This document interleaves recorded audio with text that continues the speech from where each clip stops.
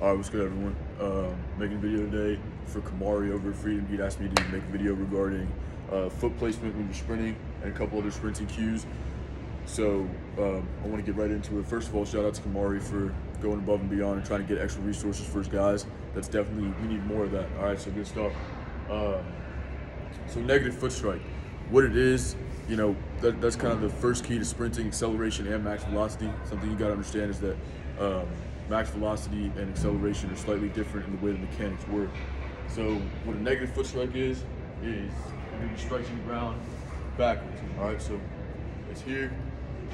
That would be considered a negative foot strike. When you're sprinting, you want to make sure that you're applying force backwards in order to go forwards. You don't want to be applying force down, and you don't want to be dragging.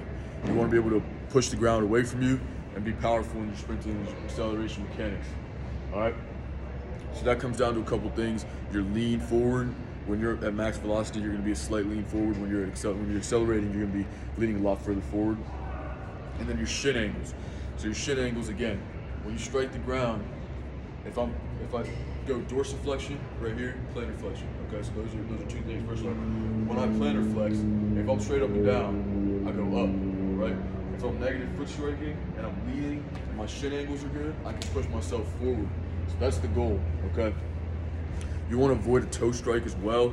When you get on your toes, what's going to happen is you plantar flex, you hit the ground, you got to load up, and then dorsiflex and plantar flex again. It's inefficient. Same thing with landing on your heels. You're going to have to roll forward as opposed to coming in, dorsiflex, and striking the ground and pushing back. Okay, that's going to be a lot more efficient of a pattern. So these are just cues and mechanics. There's ways to coach it and drill it, and we're going to get into that here in a second. But yeah, just first off, understanding why it's important to land on the ball of your foot. Your forefoot should be striking the ground and you're pushing forward. Make sure your shin angles are on point. That's during acceleration and max velocity. Max velocity, you're gonna have a little bit more of a cycle action, right? Because you're using momentum. So you're kind of kicking the door down just a little bit more. Acceleration is gonna be more of a switch action. So you're just power, right? Pushing the ground away. And your lean is a lot more drastic when you're accelerating than it is when you're at top end speed. Another big thing to think about is a relaxed face and relaxed cues. So in track, this is really important.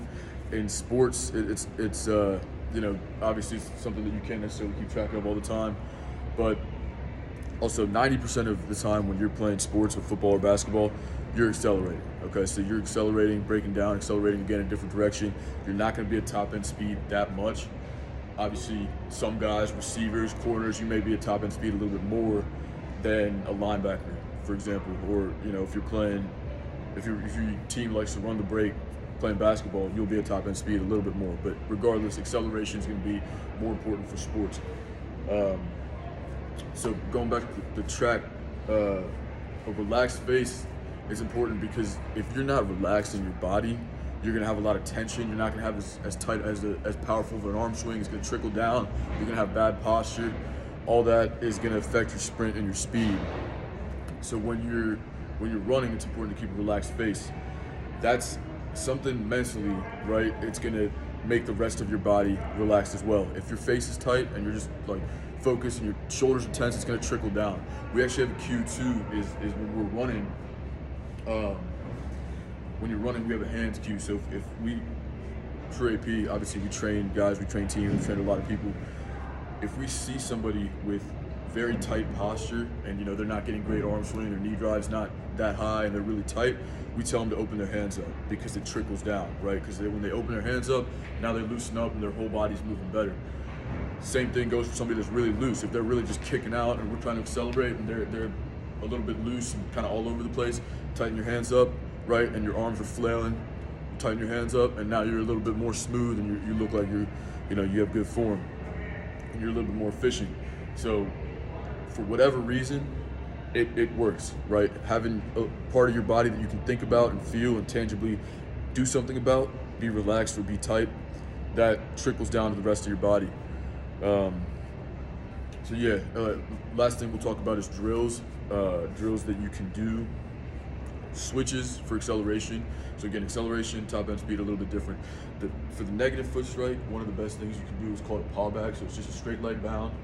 You're gonna be, right here, and you're just gonna pick up speed and run about 15, 20 yards with straight legs, just striking backwards. It's gonna force you to strike backwards on the ball of your foot. You're not gonna be able to, have bad foot mechanics if you're doing a straight leg bound.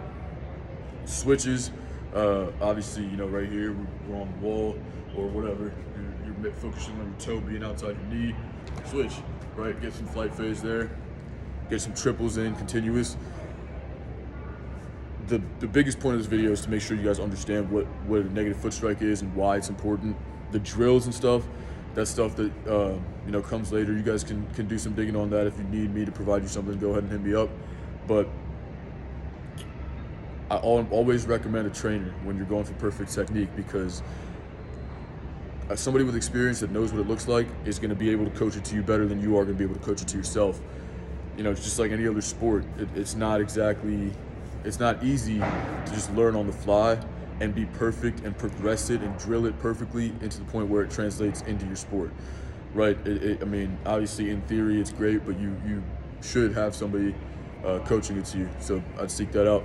But yeah, if anybody has any questions regarding this, let me know. Shout out Kamari again.